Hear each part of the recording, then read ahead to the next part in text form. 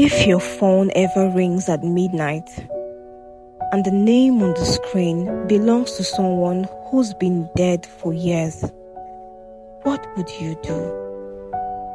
You know, some love stories never end, and some voices never stop calling. My name is Amara, and this is a story I swore I would never tell. I had just come back from work. Lagos was noisy. The rain, the horns, the chaos. But that night felt different. The air was cold. Too cold. I took off my shoes and collapsed on my bed. My body was tired, but my mind wouldn't stop replaying his face. David's smile, the way he said my name, like it meant something. Then my phone rang.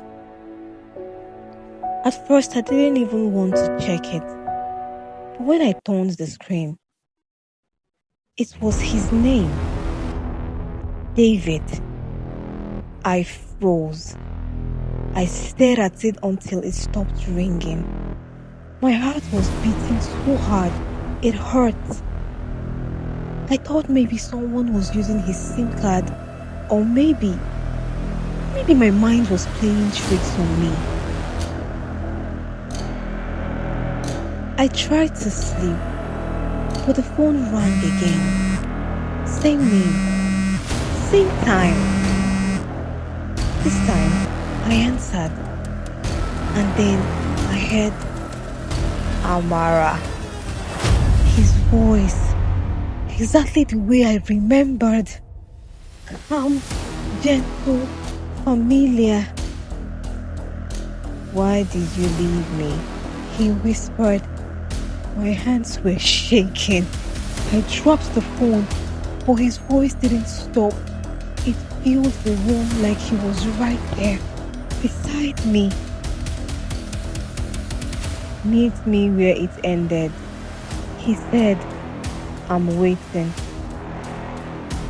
The line went dead. The next day, I told myself I was imagining things. But deep down, I knew something was calling me. Something I couldn't ignore.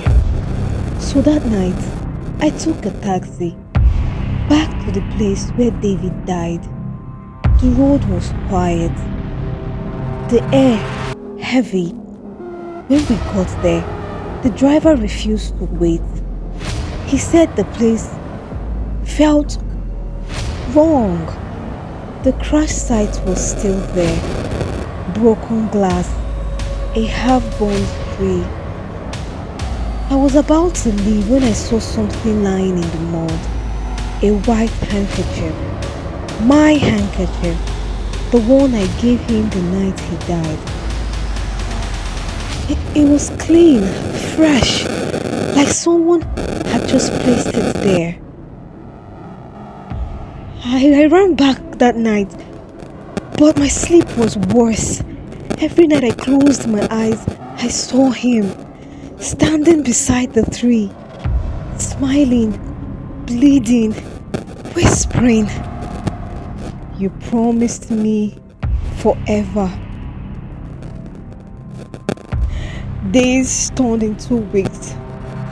The calls never stopped. Always at midnight. Always his voice.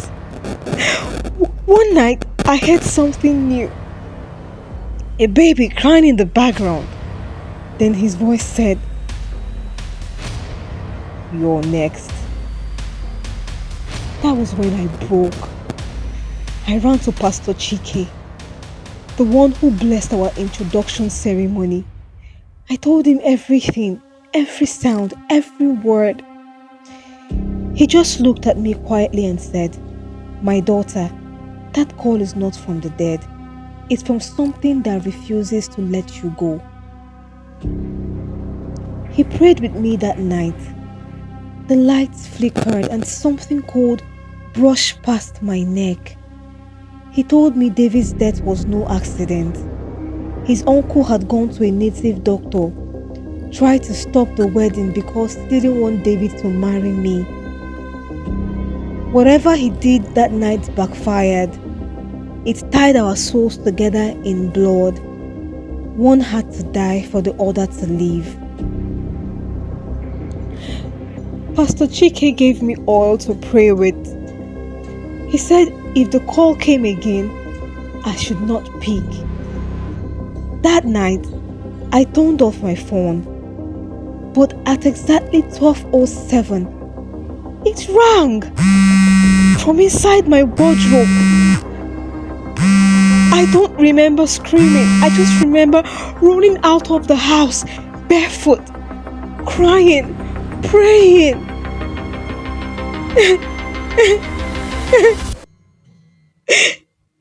The next morning, the phone was gone. I searched everywhere. Nothing. But when I checked my voicemail, there was a message. I told you forever, Amara.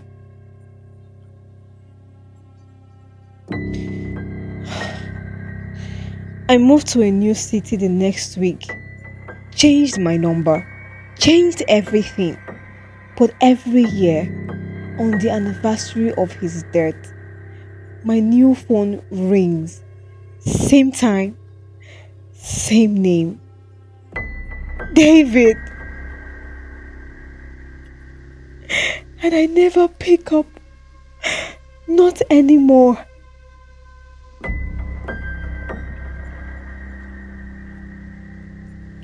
Some love stories never end. Some vows should never be made. My name is Amara, and if you ever hear a familiar voice calling from the past, what would you do?